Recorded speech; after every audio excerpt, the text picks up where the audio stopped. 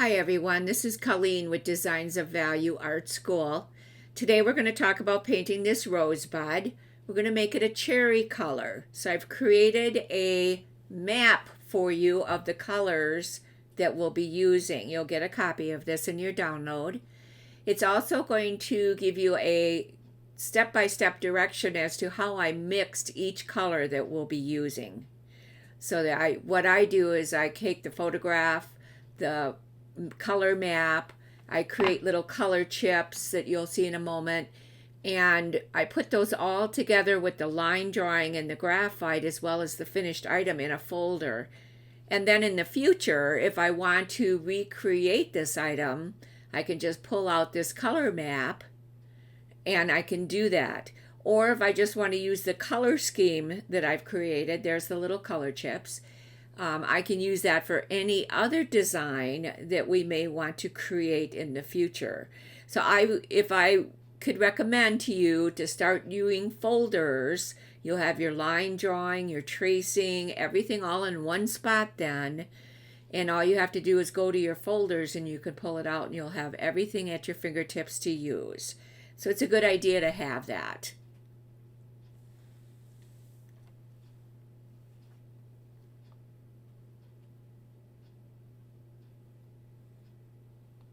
Start with our nylon bristle brush. It's actually a brush that I use for acrylics. It's an older brush. I soak it in soap first so the bristles don't stick to the masking fluid. I use Windsor masking fluid. It's got just a little hint of yellow to it, so you can kind of see where it is, but it always beads up when you put water on it or whatever, paint on it, so you know where it is. But you don't want it thick. You want it nice and thin, and then you need to let it dry thoroughly before you start adding color or water to it. If you put it on too thick, it'll take forever to dry and you'll have a hard time getting it off.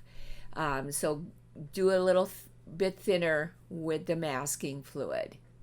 The other product that I use from Winsor & Newton is their blending and glazing medium.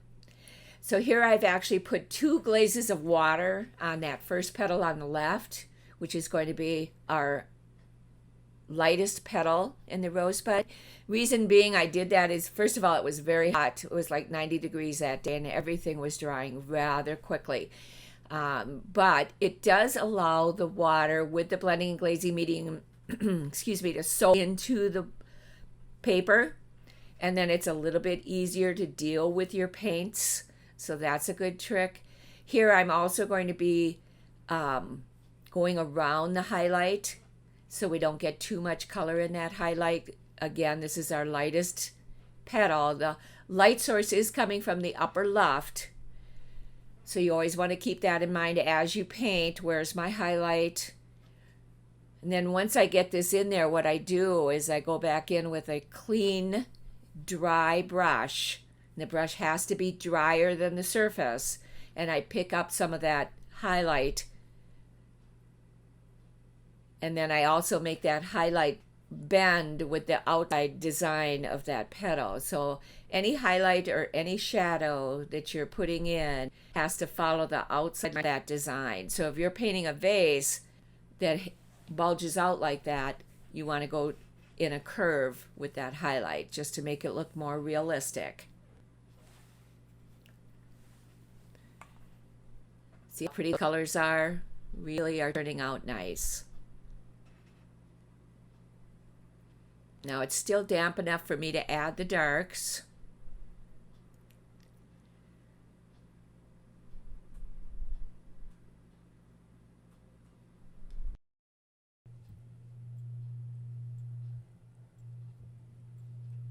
So again, lay your brush down where you want the most color to deposit. That's going to be in the shadow. And this is our lightest petal. The upper left-hand light source is the one that we've chosen for this design.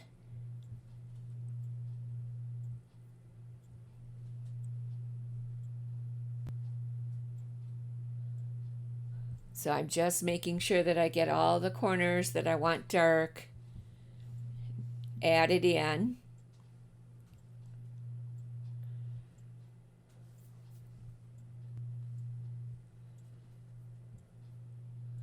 Now, if you're left-handed, you're going to start on the other side, of course. Keep your hands out of it. So I always, since I'm right-handed, I always start in the upper left and to the right so that my hand is out of it as best as possible. Especially with the second color like this, you want to make sure that your values get right up to that edge of that petal, right where you had the water. So much of watercolors is controlling the water. So here I'm pulling out that color, and see how the highlight is curving to the left-hand shape of that petal? Every highlight, every shadow is going to follow the outside line of design of whatever item or object that you're painting. So you always want to make sure it's happening, because that's what gives you form. That view looks realistic then, that highlight value looks realistic. It is following the outside line of that petal. If it were just straight up and down, it would not look correct. Even though it is a cylinder in shape, you want to follow that outside line of design. So many times you'll paint a vase and the vase actually curves, so you need to follow that curve. So now we're going on and we're going to do the second petal, same process. I'm separating that petal out from the little petals on top. So that's why I'm laying the brush down right in that area as well on this petal.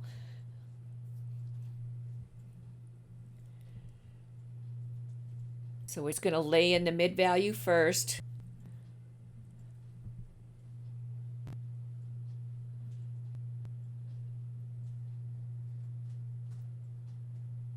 You always want to mix your colors before you add your water into that petal.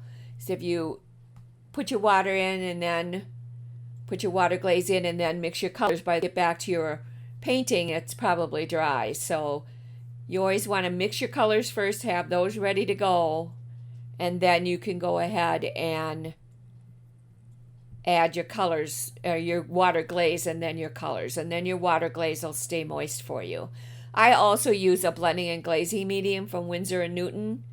That really helps quite a bit, especially if it's a large design. Like if you're doing a large tulip petal or something on that, or leaf, or something on that order where you've got a larger area, that blending and glazing medium will allow you to play with it and add in your second and third color if need be, or pull color out if need be. But I really like the blending and glazing medium for that reason, especially in this hot summer. It's about 90 degrees outside right now, so this works really well, that blending and glazing medium. Now I'm going to the dark value, and we're going to lay that in first, right where I want it to be the darkest, which is down below, separating out those little ruffle petals in the middle that it goes under. This is kind of a unique petal because it goes under the left-hand side and it goes under the right-hand side. So you've got some dark areas at the bottoms and on both sides. But you always want to keep your highlight. You don't want to lose your highlight, if at all possible. That's what gives you a form again. And if you don't have form to your items, your petals are going to flat, and your overall design is going to look flat as well. So it's important to keep that form and those highlights and values.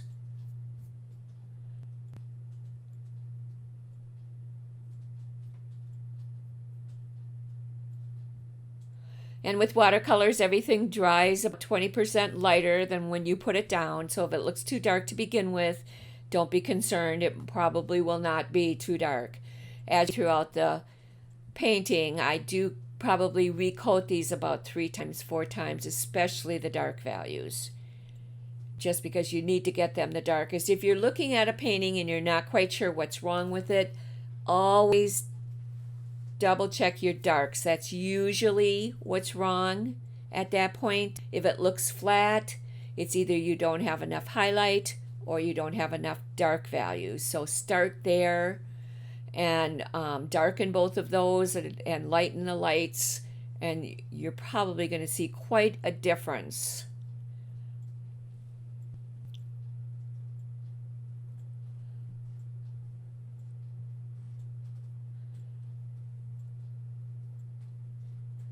So here I'm pulling out the highlight again.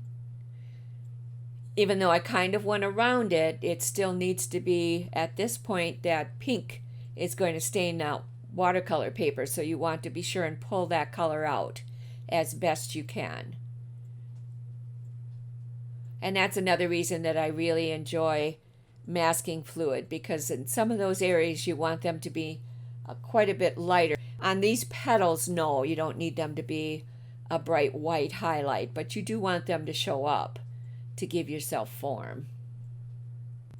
It's probably one of the most valuable tips that I can give you is to watch your form, because that's going to, your values are going to create form. So you need your highlight, low light, mid value, high dark, and dark. You need those values in there to create that form on that petal, and then overall the design.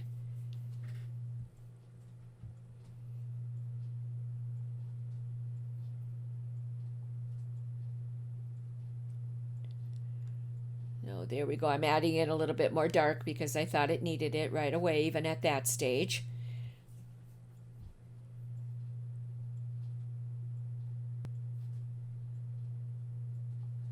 We're moving on to the third petal here. You're going to want to do this with every single one of those little petals up on top as well, step by step, petal by petal.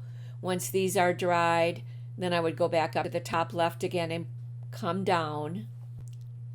Now this one I'm going around the highlight on the left.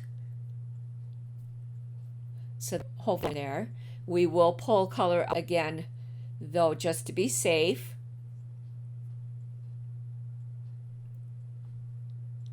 Just to keep that color, its highlight value, it's real important to keep that. It's going to make it look realistic.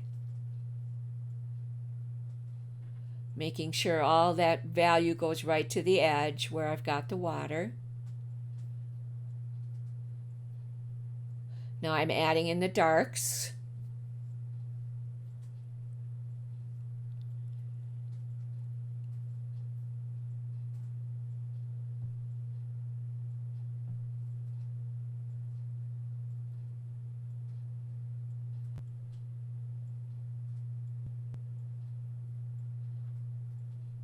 That very upper right hand corner there that's one of the darkest areas of the painting. Make sure that that gets nice and dark.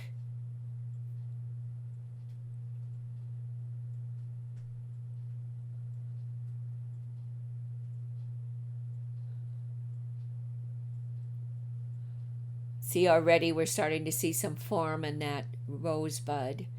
So that's the first dry, and there we go with some more values up on top. Now I realized as I did the right hand petal needs to be much darker, so I'm adding in a second glaze to darken it, because that's our dark side of that rose bud. So we want to make sure that gets nice and dark. That's important. And again,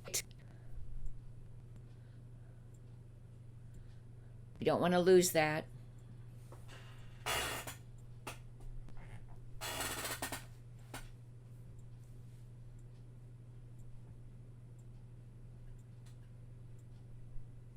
Darkest petal, so we want to make sure that's nice and dark. Here I'm going to add the darks. Put the brush down where you want it to be the darkest first. It's always going to be at the bottom.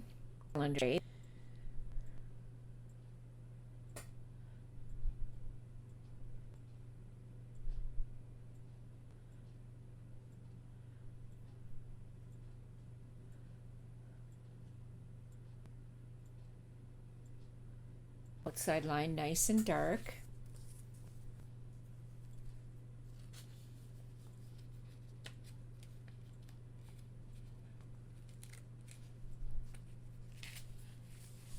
Anytime that you're putting a wash in like this, whether it be a second one like this or the first one, and there's masking fluid down, just go right over the masking fluid. Act like it's not even there. And again, I'll show you how to soften it once we get off. I'm going to turn it around so I can pull that outside. Nice brush, just catch the outside. Lay that brush down nice and flat against that watercolor paper. Deposit the water that's on your brush so that that watercolor has a place to blend into nice and soft.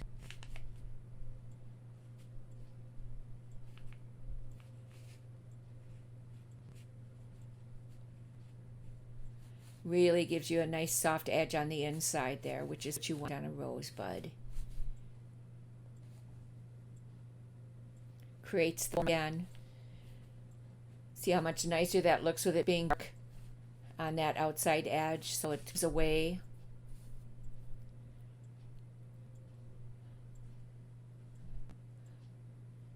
I'm just pulling out the highlight up there so we don't lose it. There's just a touch of a highlight right there.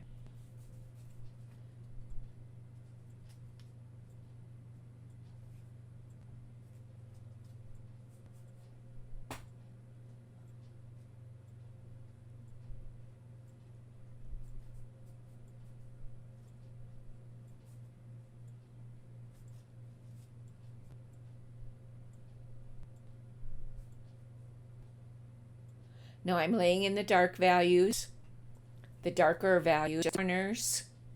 We don't want to lose at this point as we add in the very dark. You don't want to lose the mid value, and you definitely do highlight. We've worked too hard to keep that highlight, so you want to highlight.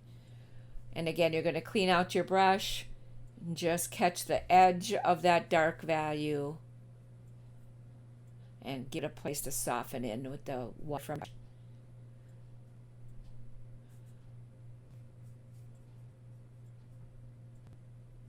But by adding in that darker value in those corners and right where it needs it, this is what gives you form.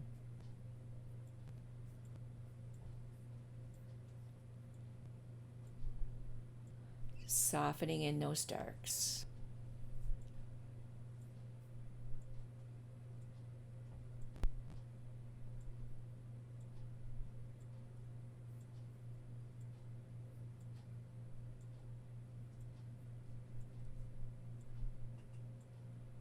Really important to keep that nice and soft.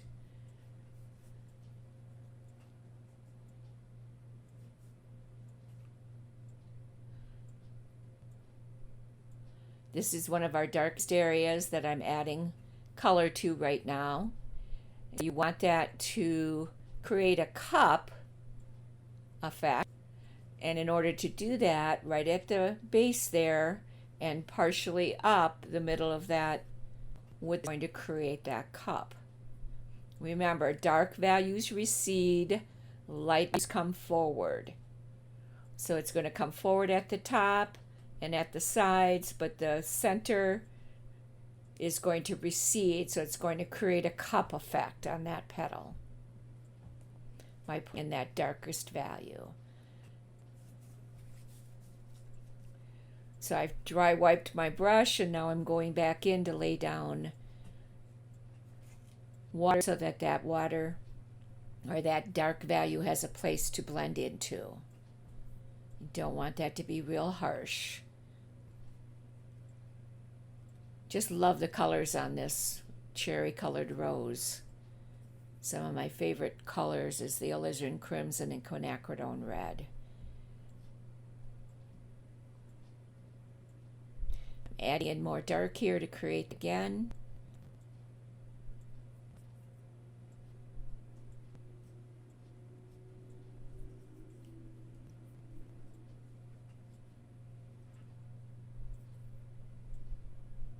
And softening that away.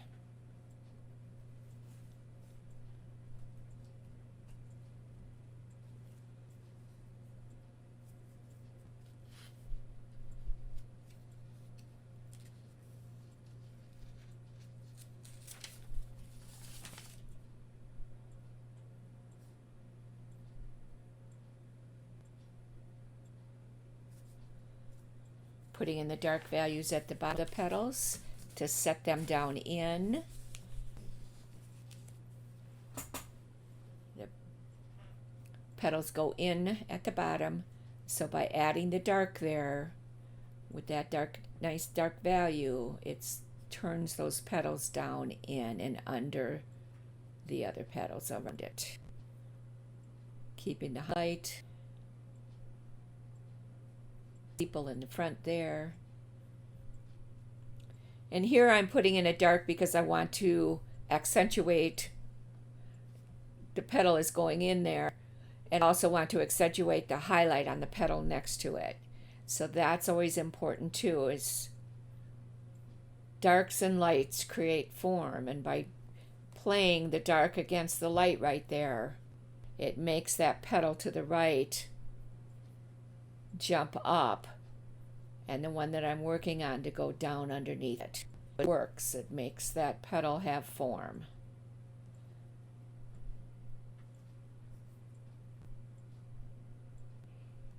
So I'm just softening the edge of that dark value I laid in.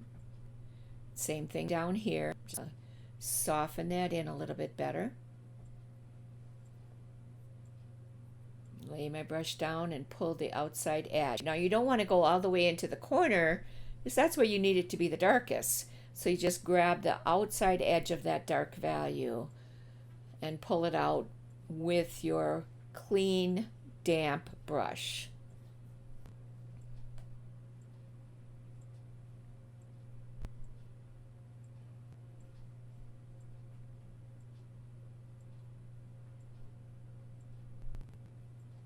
Softening it away.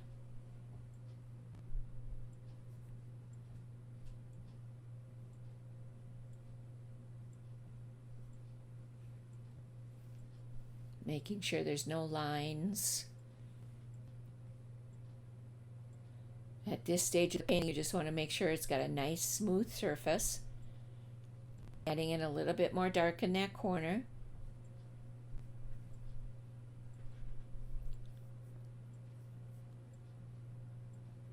And then softening it away.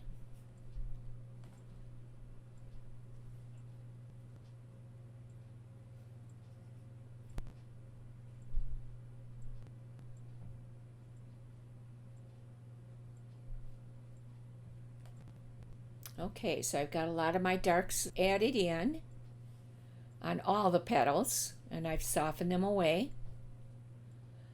And it's completely dry. And we're going to remove the eraser on the bud only. You don't want to remove or use the eraser to get rid of the transfer lines on the stem, the sepals at this point, just the rosebud. And I use my big brush for some of the areas, but the little ones on the inside, I like to use that mono eraser. It's very small. It's just like using a pen. So I really enjoy that. They come in different sizes, so they works really well. So I just take my time, go around, remove all the lines, keep the watercolor paper nice and clean from eraser.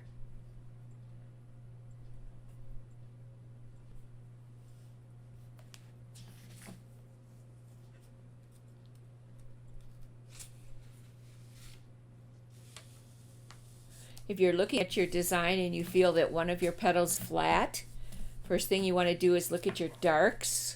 It's more than likely what's missing on that petal is the darks. So be sure and double check your darks. If your darks look okay, then double check your highlights, because either or. But if one or the other is missing, yes, your petal is going to look flat, or the whole rosebud itself. So you have to make a decision where you need to go with that. As I'm removing the transfer, I'm also removing the masking fluid. So you can see some of the areas are looking pretty white, and that's because I've taken the masking fluid off those areas.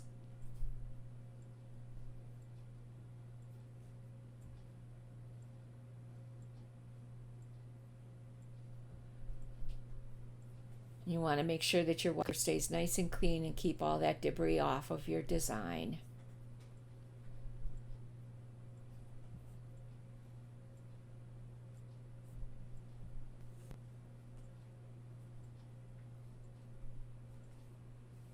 See how nice and bright that is on that front little ruffled petal. There, I've got all the masking fluid off and the lines removed. If masking fluid lines are too harsh, I'm taking my eradicator, which is just a flat, I actually use an oil brush. It's a bright flat, which means the bristles are shorter than a normal flat. Stand it up right on its edge. Make sure it's nice and clean and just damp. You don't want a lot of moisture in there. Right up on the edge and just gently pull in the color from around the masking fluid into that area that's so white. You don't want it to be stark white. And this softens it out enough. Sometimes you may need to do like a soft glaze of whatever colors around it to just soften it. But believe you me, this will keep your whites nice and white for you. And as long as you use that nylon brush to apply the masking fluid, and oh, by the way, you always want to coat your nylon brush first with soap so that it does stick to the bristles of that brush. But this will soften the outside edge of that masking fluid so it's not quite so stark white. Works really, really nice.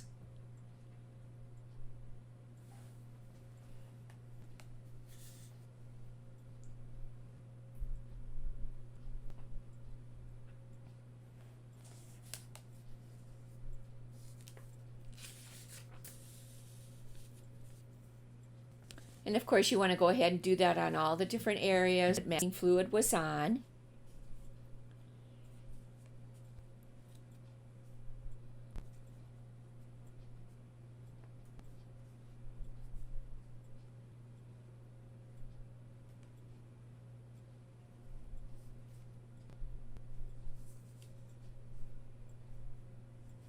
Just keep that brush right at its edge.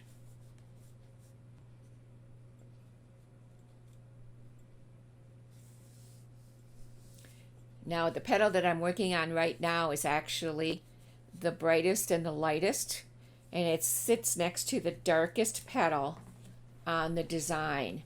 So that's good. You want that play on light and bright in the center of interest area. And this is the interest area. There is never one item that is center of interest. There's always an area that is your center of interest. So for example, with this one, it's going to be that darkest value where that's creating the cup. It's going to be the center where the bright white is that I just removed the masking fluid. Up above it where those little petals are, and then the petal to the next of it. It's going to be your center of interest area right there.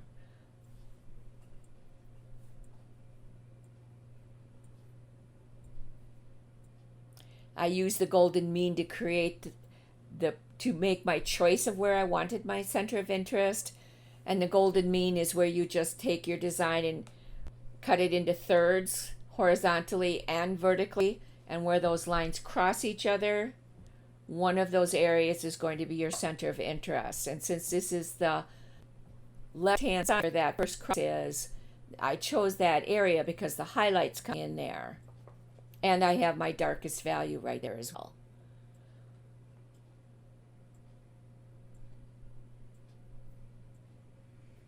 So I am doing a glaze over some of those masking fluid areas right now, just to soften them in so they're not so stark white.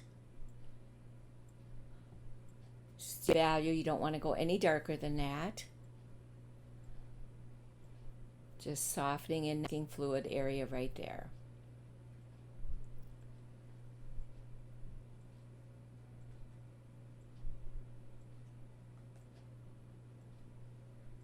Same thing down below.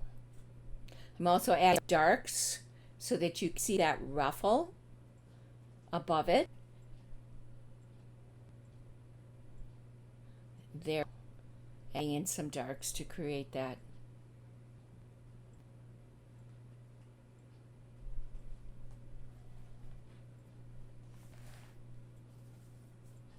softening it in, giving it a place to soften into the water.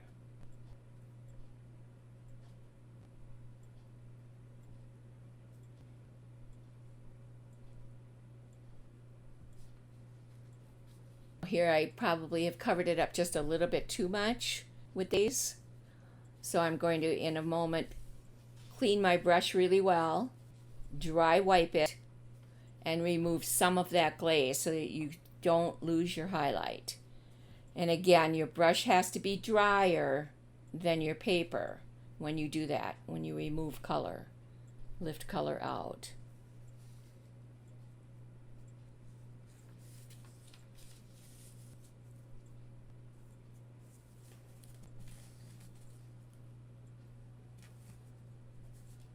I'm actually adding in a glaze right here because my highlight was just a little bit too far over.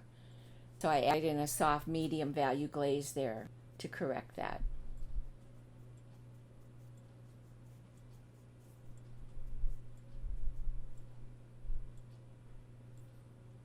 Adding in some more darks to darken these areas at the bottom.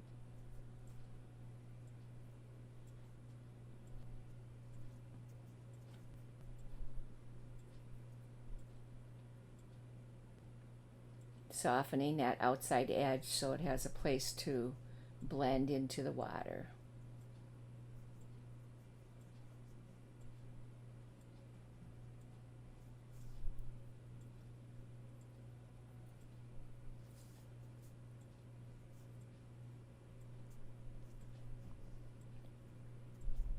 So this is either the second or third time I've darkened the darks.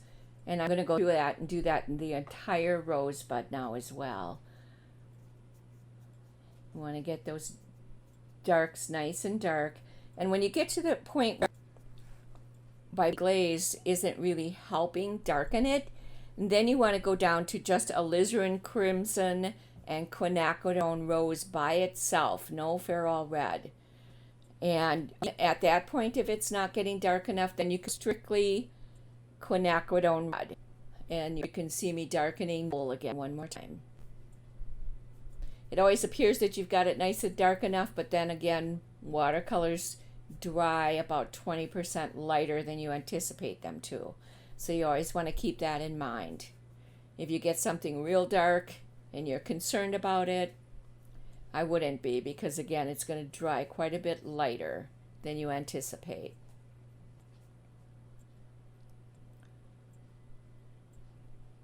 So adding in that dark value again. And then soften it out, giving it a place to blend with that water off the edge.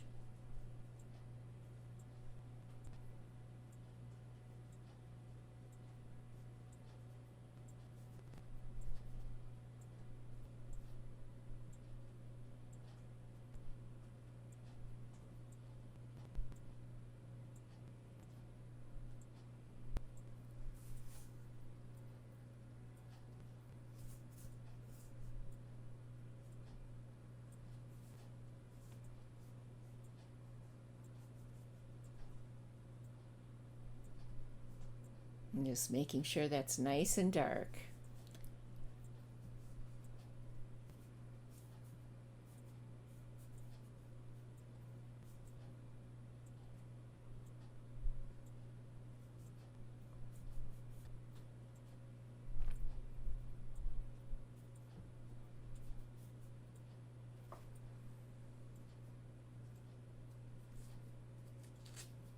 Next thing we're going to be doing then is the stems, the stem and the sepals.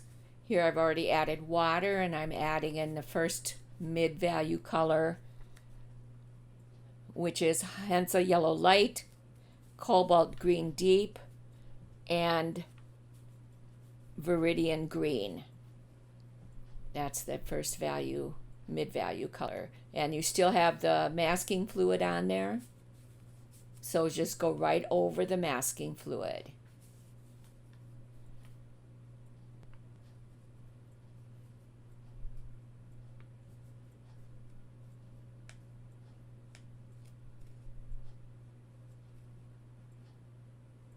You want to make sure it gets all the way to the edges of that glazed water.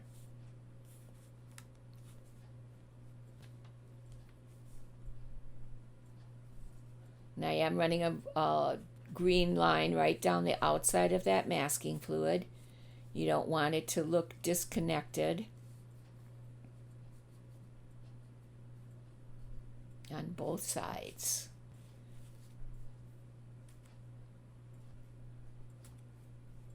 And I'm picking up the dark, and we're going to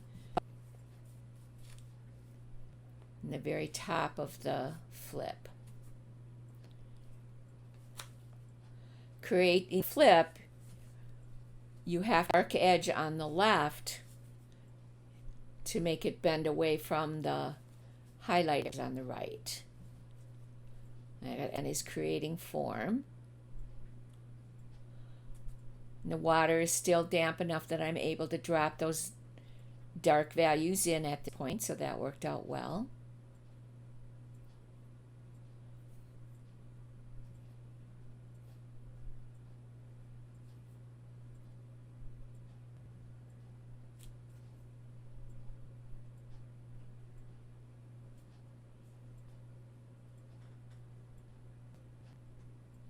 Softening it in where it needs it.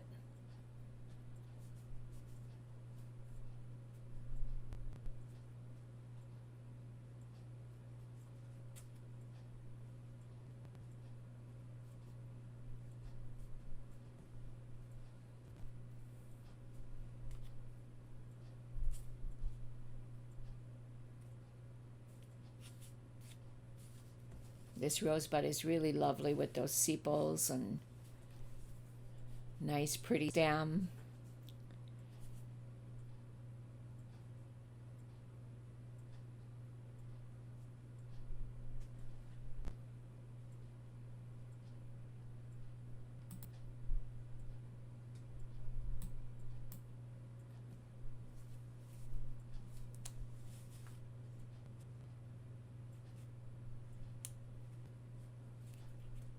We're going to go ahead and do that to them. Again, you always want to start in the upper left, so the left hand top sepal where it lands out of it.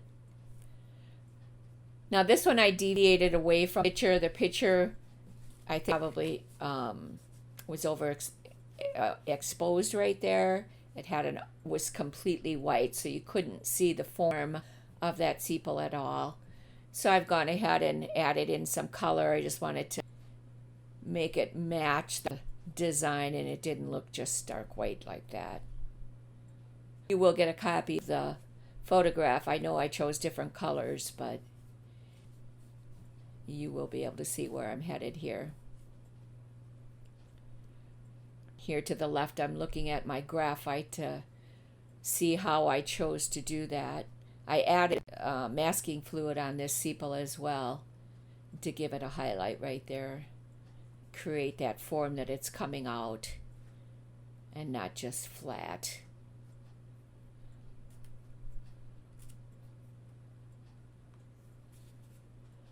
I'm adding the mid value there.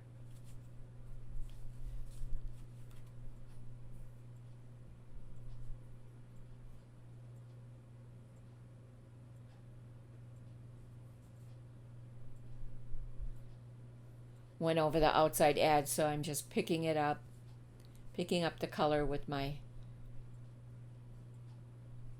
kitchen wipe right there. There we go. Keep nice crisp lines that way. If you needed to, at point you could actually use the eradicator too. Move it if you needed to.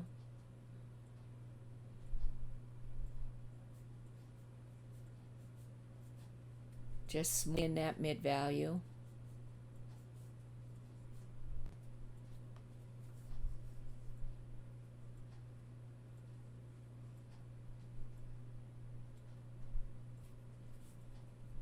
This is just glass, don't forget. And I did put in 2 coats of water on each of these sepals as well, just simply because, again, it's pretty warm outside right now, so it's drying into my paper rather quickly. And I did use the blending and glazing medium to glaze that water in. So some time, like now where I'm adding in the darks. So there's the graphite, and you'll get a copy of the graphite and the picture and be able to download all of that.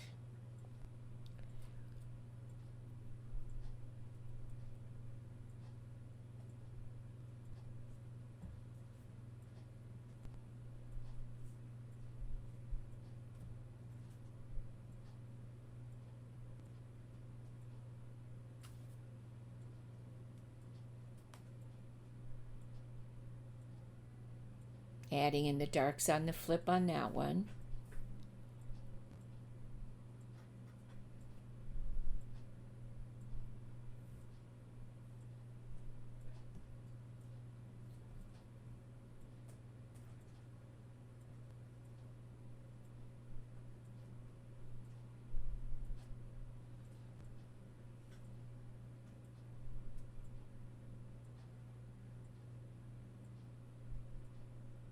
Softening everything in.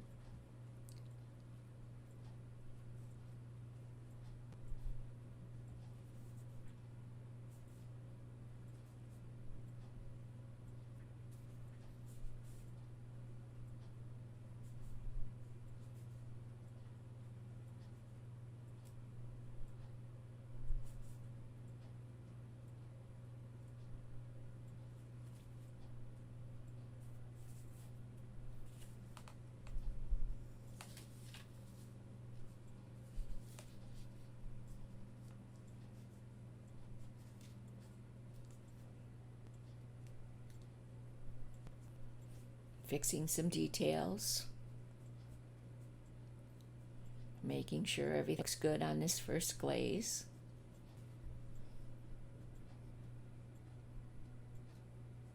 The first glaze is always real important because that's giving you your base of color. Everything on top of it is almost secondary because you're just darkening and deepening and making sure your highlights look right on your secondary glazes. But this one is important. You want to make sure it looks right.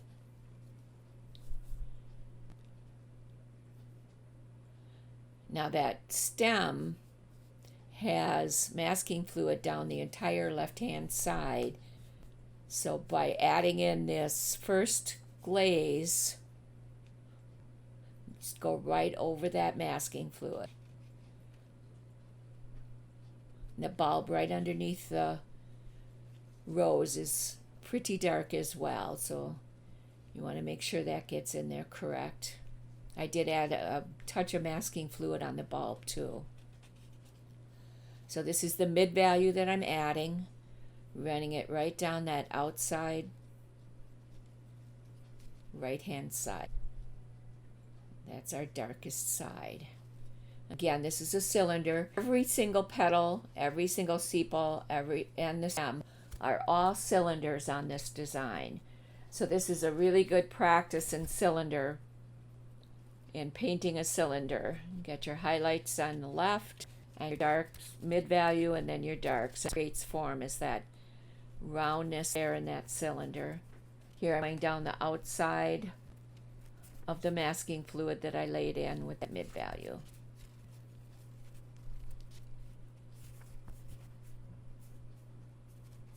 And this is just your first value glaze.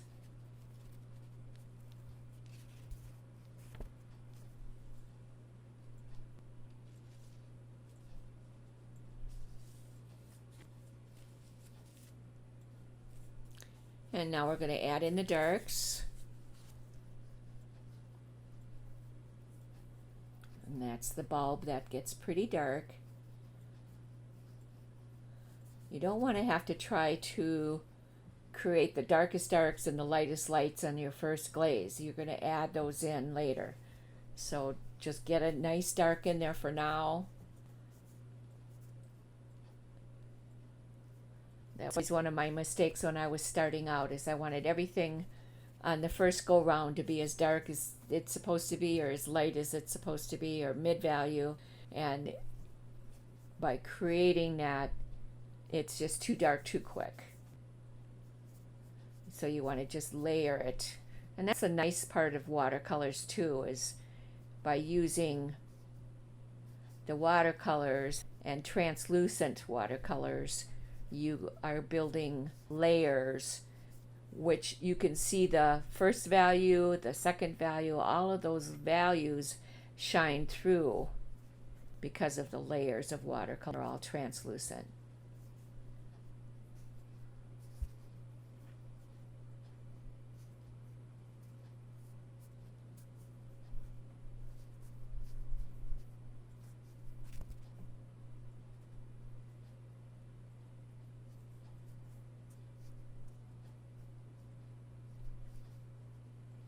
Okay, now we're going on to the part 4 section of the design.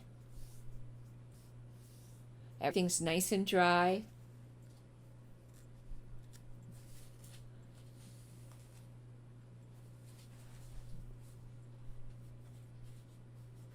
At this point, you're going to want to erase your transfer lines on the stems and the sepals, just like we did for the rose. And this will also remove the masking fluid. So the white's going to look real for a while. But that's part of it.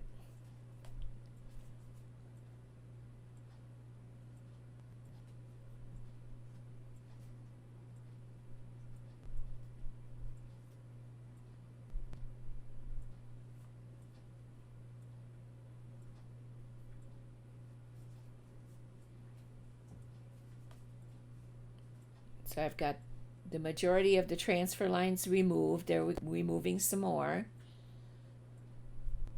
It's important to get those all off of there. You don't see that when the painting is done. You want those gone. If we would put another coat on these, just like with the rose, not have gotten it off. It would be much harder off, let's put it that way. Okay, so we've got that all done. Now we're putting another glaze on the sepals and we'll go as well. So this is our second glaze.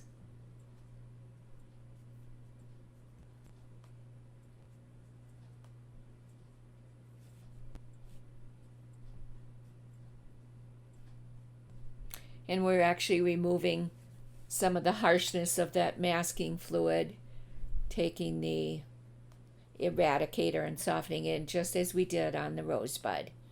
You don't want it to be real stark white. But it really does a nice job on maintaining those whites for you. And then with the eradicator, you can just soften those edges in. And if you need to, you can put a glaze in.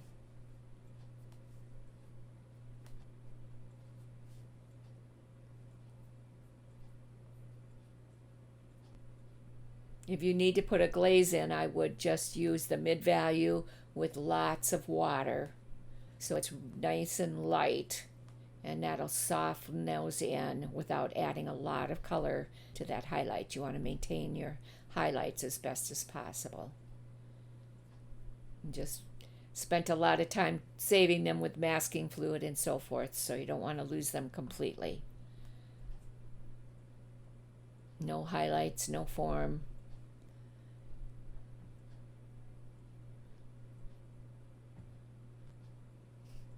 So I'm just softening in that masking fluid still.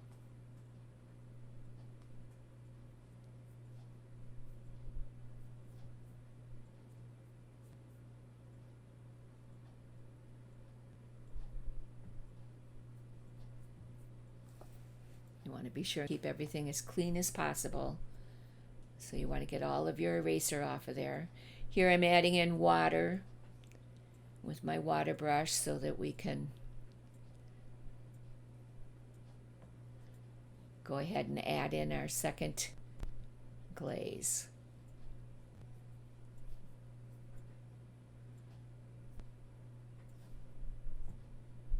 I'm looking at the watercolor paper to make sure that glaze is on there.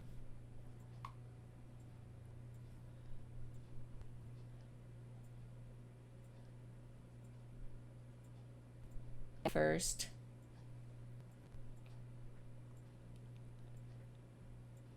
And adding that in. Just deepening the first glaze that was there. Again, do not lose your highlights. It's important to maintain those.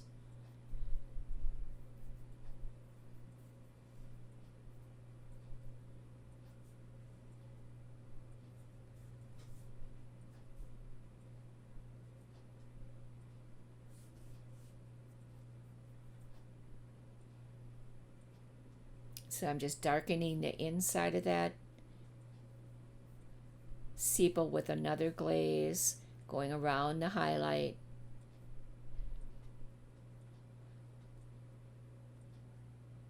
Just don't want that to be disjointed and not connected to that. So doing the outside liner again, just to strengthen that.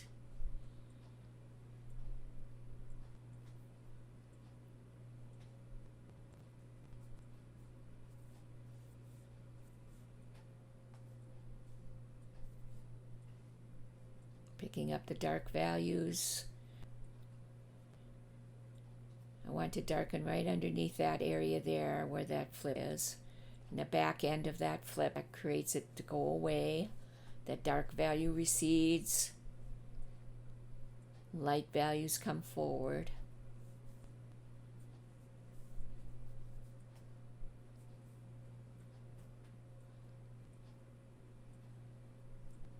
Softening in that dark value there as well.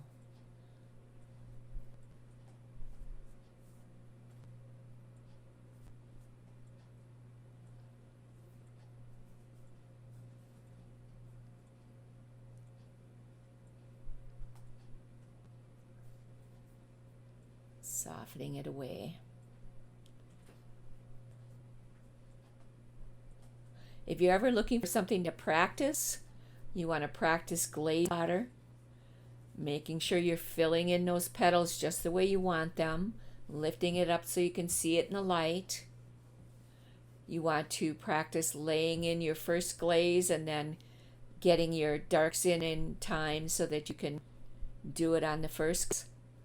And then the next thing that you want to practice is your wet, which is what we're doing right here. Wet and more darks, and that paper's dry at this point. And then catching that edge and softening it away, adding water for it to soften into. That's called wet on dry. Those are the things you want to practice. Those are your watercolor techniques. And then, of course, the next thing that you'll want to practice is your detail. And that's just a nice straight line with the tip of your brush, picking up color. And you can practice that with wet on wet technique or wet on dry. And then on the wet on dry, just catching the sides of those lines and softening them in. And you do, like a tulip or a daylily, and you have a lot of lines on there. You can do on wet paper, so you have a wet on wet technique and it'll soften itself in. Or you can do it wet on dry and then soften the edges in. Either way works. I think either way actually gives you just as much definition as the other. So whichever one you're the most comfortable with, get yourself a nice brush that has a really good tip, because that's what you're going to need to create those lines. On leaves, all of that, you can do the same technique. And just practice it for a while. You'll be with it.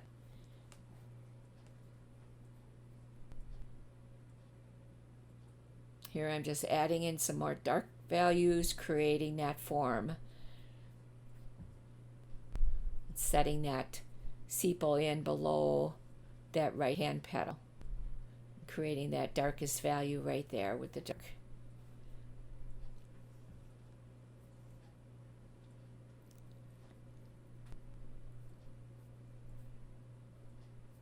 Adding in some more dark values there and then softening them in. Now this side, this sepal actually has the reflected light. You can take a look at it at the picture. It's almost like a blue-gray color. So that's what we're going to do, is add just a little bit of blue to that green value. And we'll add in that reflected light on that sepal.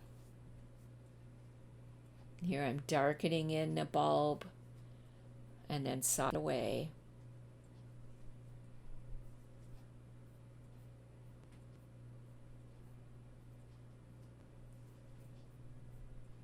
Adding some more values in to that right hand side where it's the darkest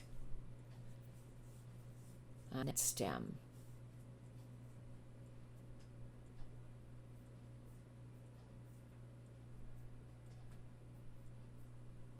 And then softening it in.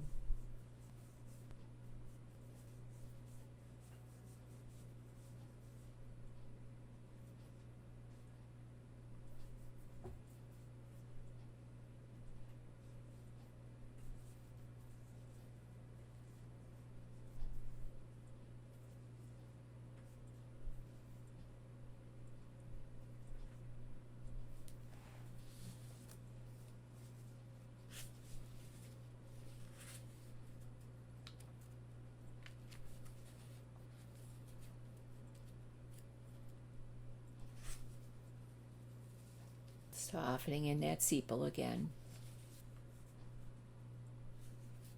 Making sure the definition is correct with the dark values.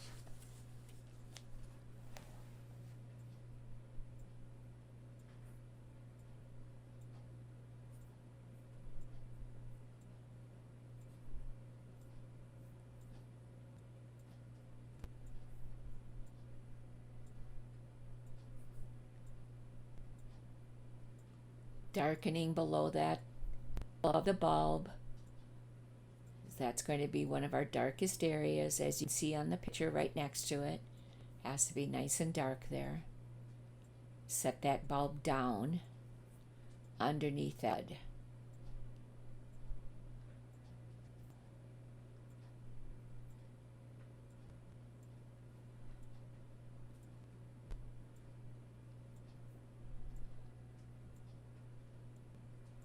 Darkening everything up again.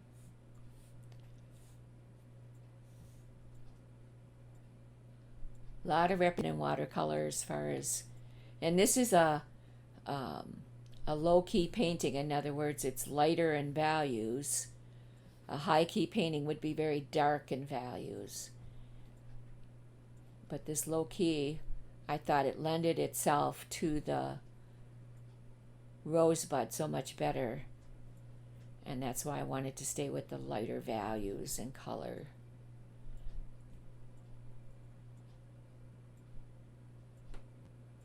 Just deepening that again.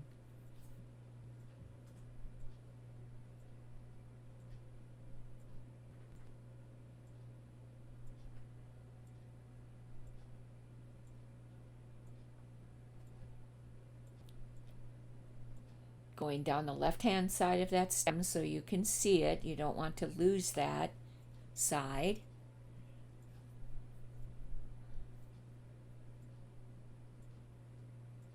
Now you can do this wet on dry and catch the edge and soften it in, or you can actually glaze that line in if you want. Whatever way is the easiest for you. See how much softer that stem looks. Darkening some of those areas again because it really needs to be dark right there to create that cup effect to that petal.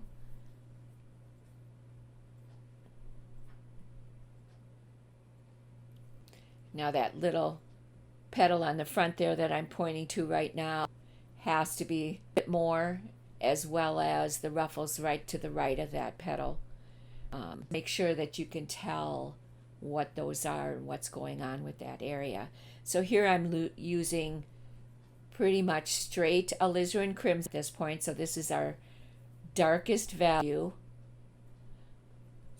I'm sorry, not Alizarin Crimson, Quinacridone Rose is the color, just straight Quinacridone Rose at this point, just to get that nice deep dark value in those areas.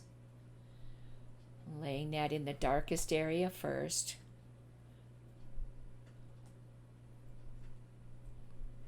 I'm going to turn it so that we can soften that edge in. Now that area I've probably darkened at least 4 times.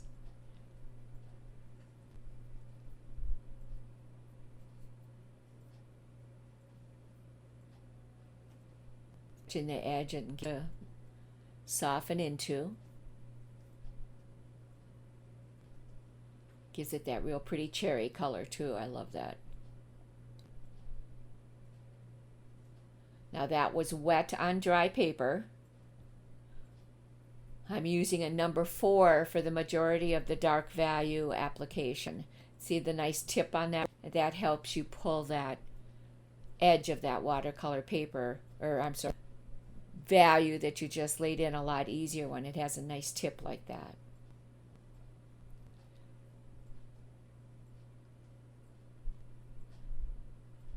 Just darkening those areas that are real nice and dark. As you can see on the photograph, that's the darkest, as well as the one that we just laid in by the cupping of that petal. Those are the 2 darkest rose values. So it's real important you get those nice and dark.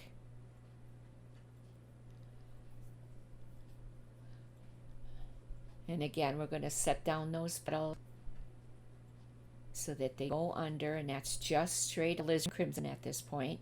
Now, when you're at this dark value, you don't want to pull it all the way up like you did with the others, because you want those values to show through. So just in the corners is where you're adding these dark values and then softening them in. And of course, your paper has to be completely dry for you to do this. You want everything nice and dry. Your brush, just keeping a little bit moist and catching the edge and softening it in.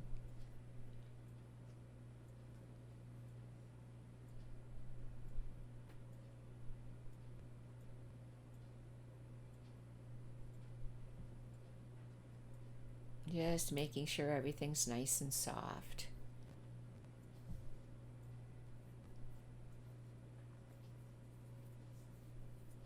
See how that just set that petal right down at the bottom, and that's exactly what you want for that form.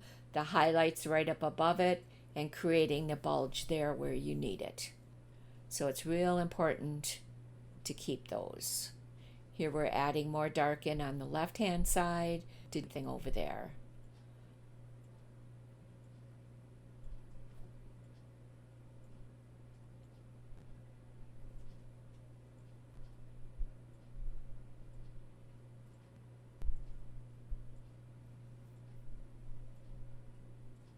Wiping the brush just so it's damp, and then grabbing the edge with that tip and laying that brush flat to that watercolor paper to deposit water.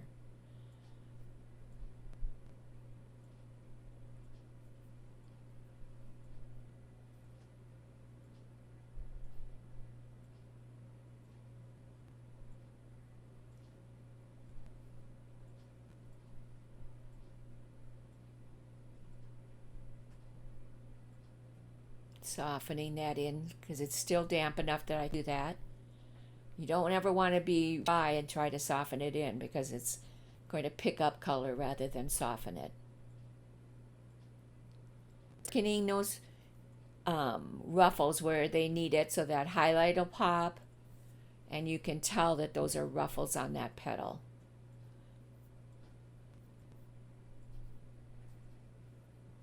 They were kind of flat there, so that's why I'm adding in the darks to darken it,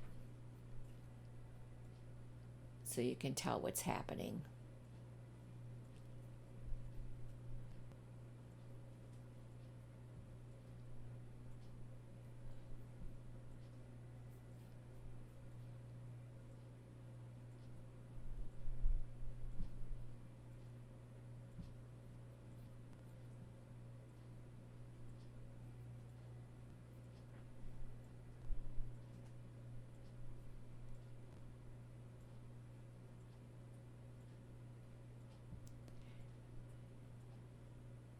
Darkening that corner one time.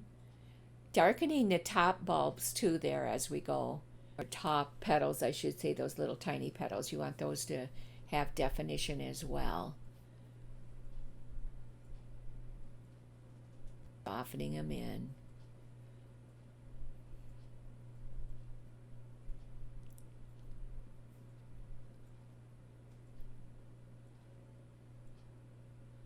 Adding some value to the bottom of that petal so it sets down underneath those ruffles.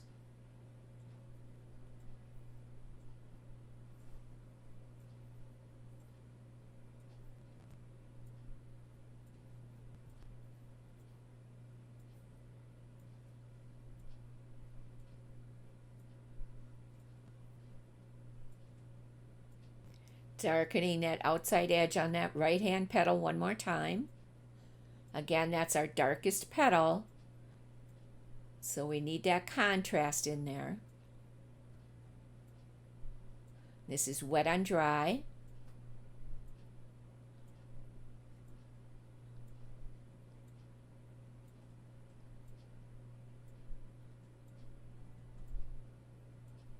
Getting that nice and dark. This again is just strictly Quinacridone Rose. Turning it around and pull the outside edge.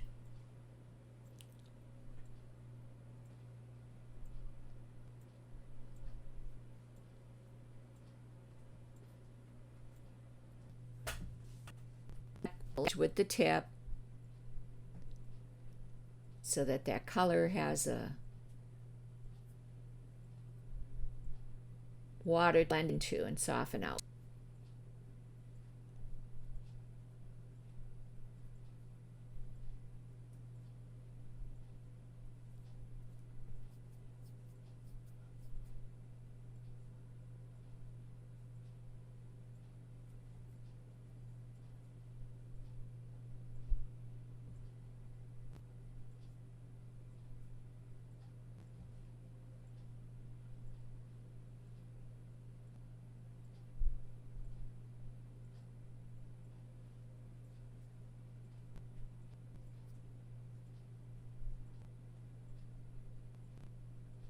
Smoothing everything out with my brush.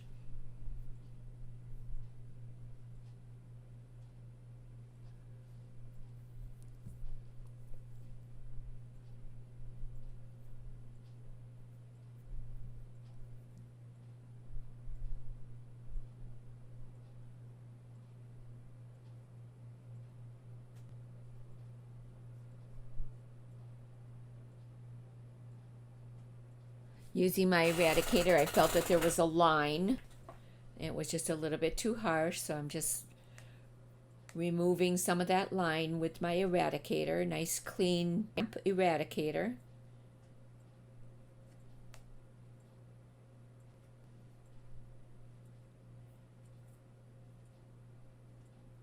If you notice you have a line, you don't want to let that dry. You want to get that out of there first. Wipe the eradicator clean. You don't want to redeposit that paint back on there.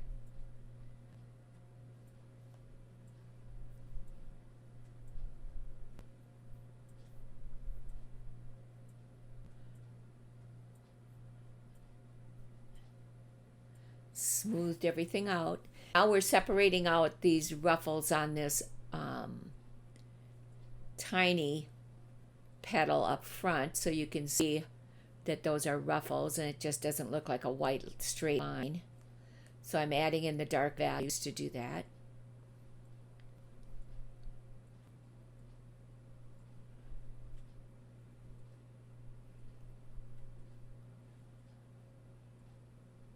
And I'm just going to soften them in. You don't want that to look harsh.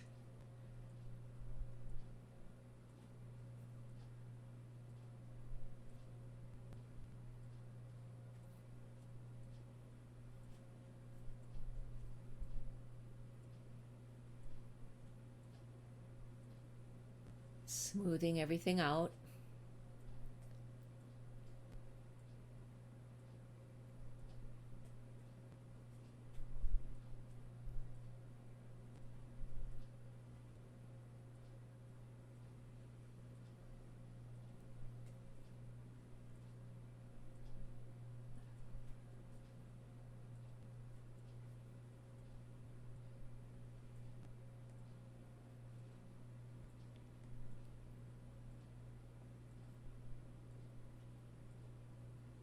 Just making sure everything looks correct.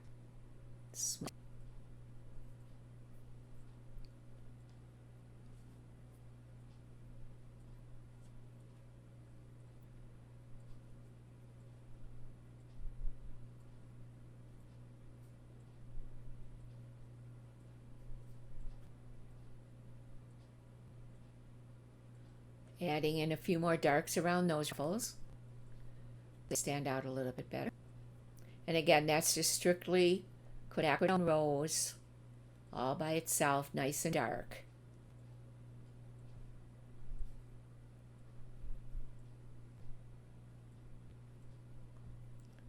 Making sure that that flip on that top petal is looking correct.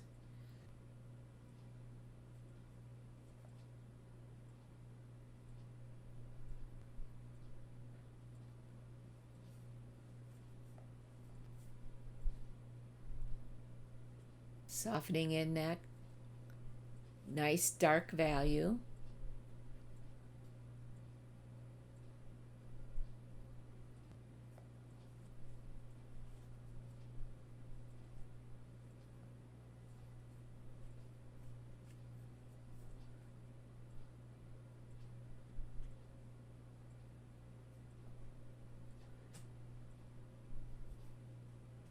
Pretty basic outlining that flip because you want the eye to follow the outside of that flip so it understands that that's what's happening.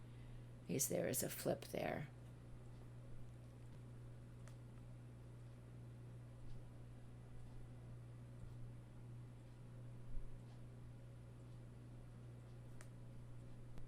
Deepening the bottom of that petal right there. So you've got a nice separation. Keeping your values correct each time you do that.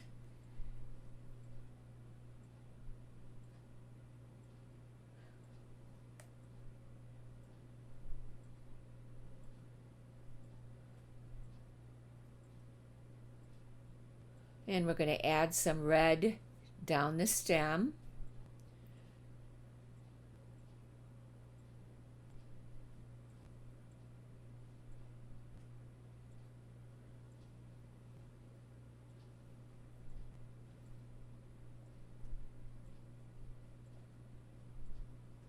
I added in a glaze of water. You don't want this to be real dark and harsh, but you do want a hint of red.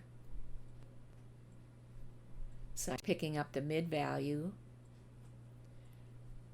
adding it to that glaze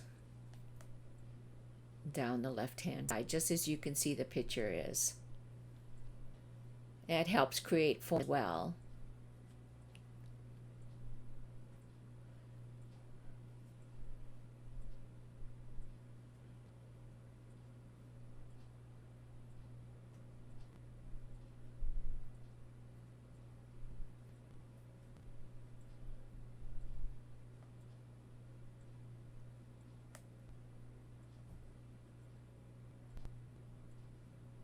Clean my brush just so I have some dampness in it and just softening it away.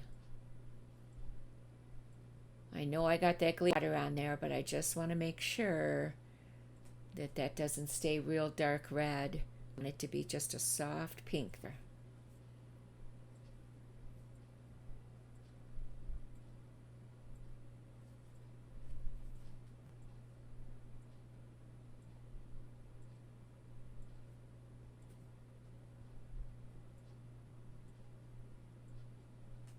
Don't want to lose our highlights. That to look like a cylinder.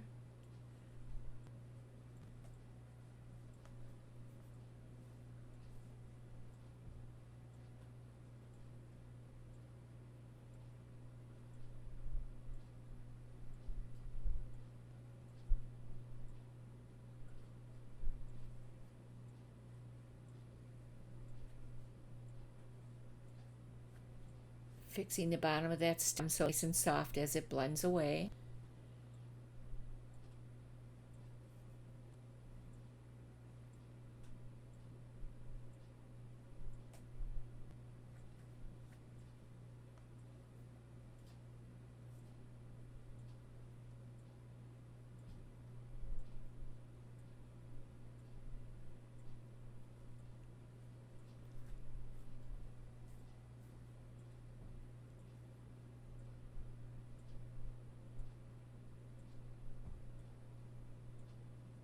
Picking up some more color of red, so add it into the sepals as well.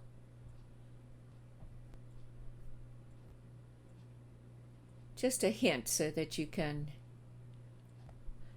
make sure that the entire design connected. If you had it just green and just red, the design wouldn't look connected, so you want it unified. So I'm adding a little bit of there. It helps darken it as well. Looks really good that way. If you need something to be a little bit darker, you can add the red in there and it will help darken it as well. By putting the green over it, then that gets you a nice dark value there where you need it.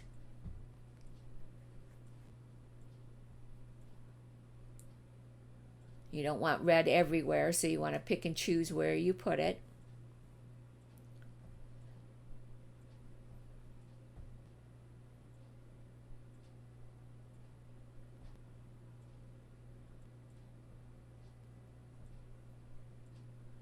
Right underneath the top sepal there to separate the bulb from that sepal. So nice dark there, the red. Again, that'll help darken that, separate those two items so it looks more realistic, creating that illusion.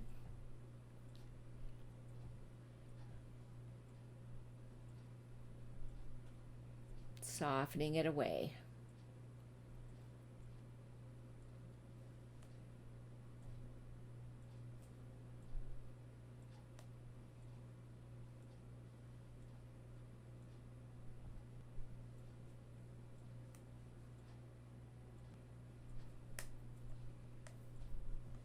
Just putting a touch on that last sepal there, just enough to blend it in and make it unified. You don't want it a lot of red on that one. That's got the reflected light in it. So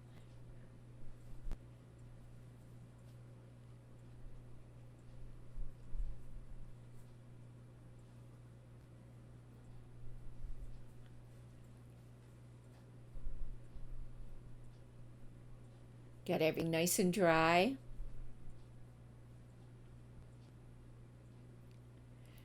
Always take a look at your painting and see what you need to do. If you need to add anything, it's usually your darks, so it's important to look at that. It's exactly what I'm doing with that sepal, is adding in some darks.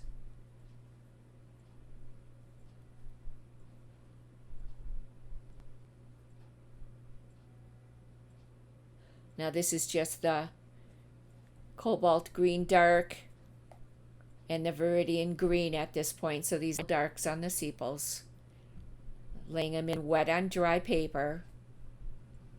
Once I've laid them in, you'll soften out that edge with that clean, damp brush. You don't want to lose your reflected light there, so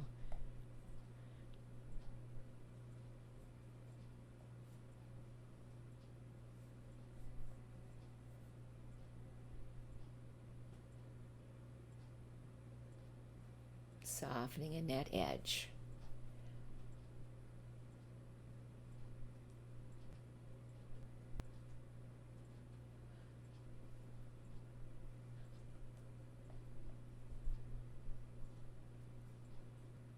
Adding in a little bit more reflected light in that area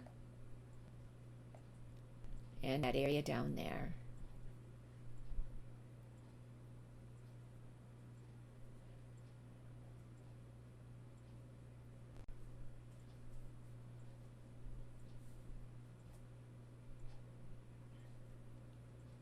And that's just a phthalo blue that I use. Lots of water, just a very light blue.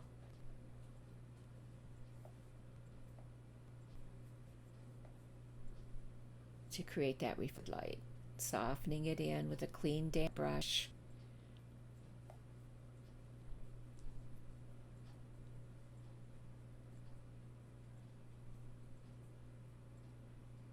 There's the reflected light that we're creating.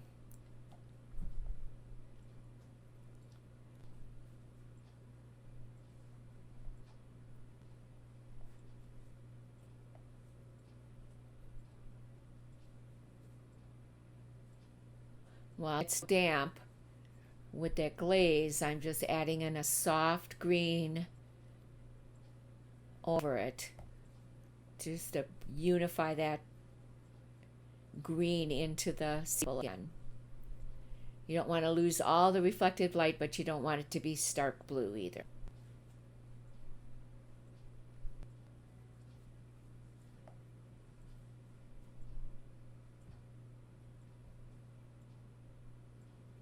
Just going to go around and darken the darks on the greens one more time. And that's the Viridian Green and the Cobalt Green Dark.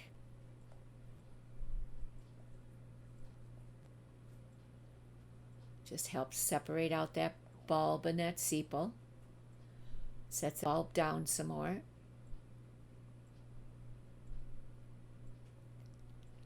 And this is wet on dry paper for this final dark.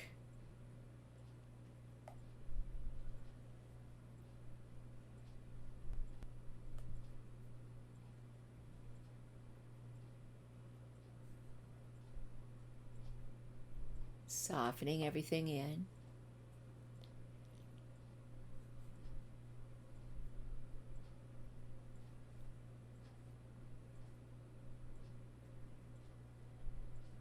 Darkening that outside edge again.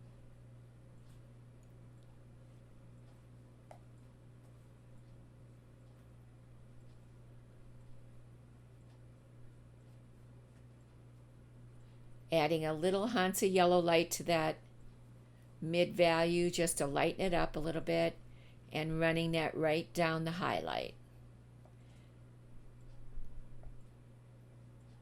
So want to make sure that all looks like a stem is connected there. And then if you need to, you can clean the brush and pull out some of that highlight value again to maintain that light. That just softens everything back in. Another glaze. Yeah, here I'm pulling out the color again, the highlight color. Don't want to lose that. We worked too hard to keep it.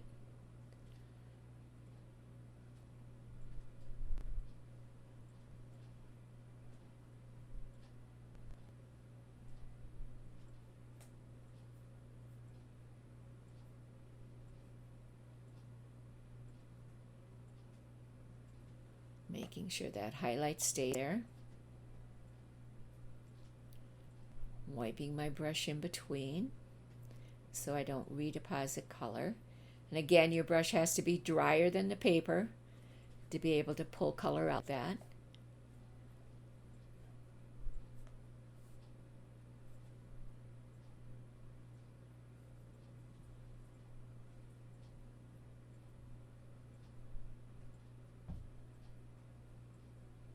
Adding a little bit more dark, I think they're needed.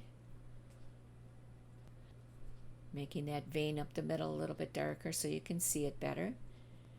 Connecting it to the flip on that sepal so it doesn't look unconnected.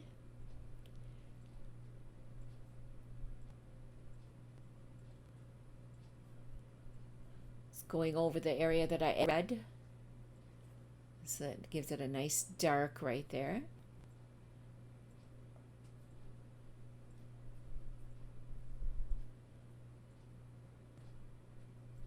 Softening in those darks. Clean, damp brush.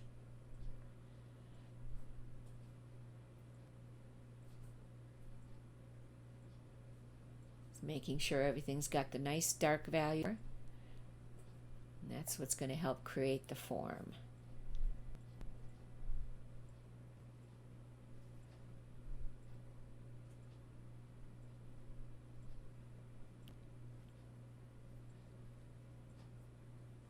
So at this point, you just want to sit back and take a look to see if there anything needs to be darker.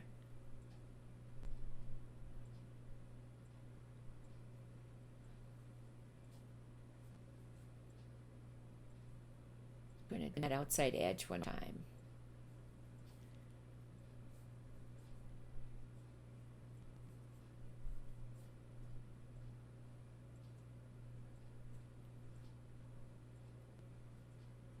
I glazed it first, so that'll help soften that in.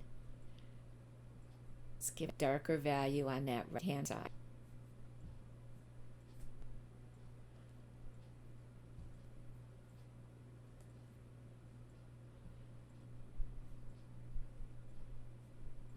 I do want to recommend that you go over to my Patreon site and you can watch this design from start to finish. If this is something that you think you do, you can become a patron. And I would sincerely appreciate that. That does allow me to continue on YouTube and get you some good designs like this. Keep an eye out. The next design we're going to Golden Daylily. Really beautiful.